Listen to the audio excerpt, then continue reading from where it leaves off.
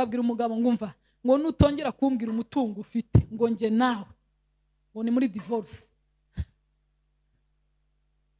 Ugasanga ibintu twatura amaherezo bijya bitubaho.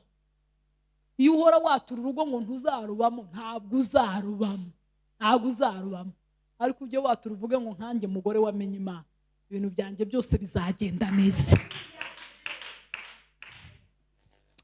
Haleluya, haleluya. Ukavuga ngo nubaha Imana, abana banjye bazagenda neza.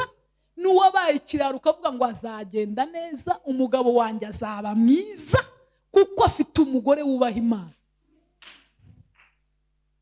Bizagenda neza kuko mfite Imana.